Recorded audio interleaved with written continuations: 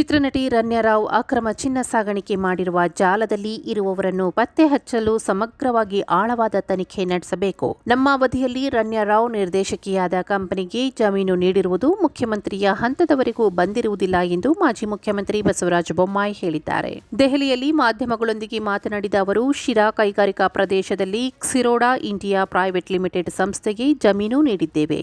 ಆ ಕಂಪನಿಯಲ್ಲಿ ಈಗ ಆರೋಪಿತೆಯಾಗಿರುವ ರನ್ಯಾ ರಾವ್ ಅವರು ನಿರ್ದೇಶಕಿಯಾಗಿದ್ದಾರೆ.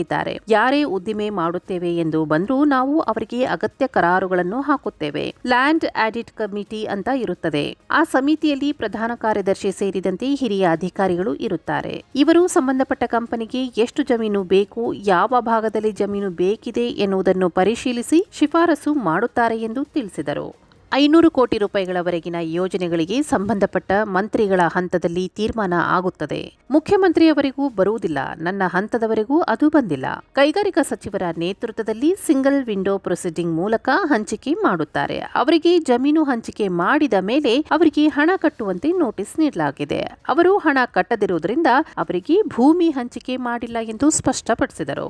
ಉದ್ದಿಮೆ ಸ್ಥಾಪಿಸಲು ಹಲವಾರು ಅರ್ಜಿಗಳು ಬಂದಾಗ ರಾಜ್ಯದ ಅಭಿವೃದ್ಧಿ ದೃಷ್ಟಿಯಿಂದ ಉದ್ಯಮಗಳಿಗೆ ಜಮೀನು ನೀಡುತ್ತೇವೆ.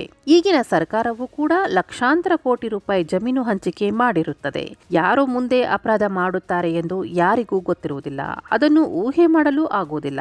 ನಟಿ ದುಬೈನಿಂದ ಅಕ್ರಮವಾಗಿ ಚಿನ್ನ ತಂದಿರುವ ಬಗ್ಗೆ ತನಿಖೆ ನಡೆಯುತ್ತಿದೆ. ಎಲ್ಲ ಆಯಾಮದಿಂದಲೂ ತನಿಖೆ ನಡೆಯಲಿ, ತಪ್ಪಿತಸ್ಥರಿಗೆ ಶಿಕ್ಷೆಯಾಗಲಿ ಎಂದು ಹೇಳಿದರು.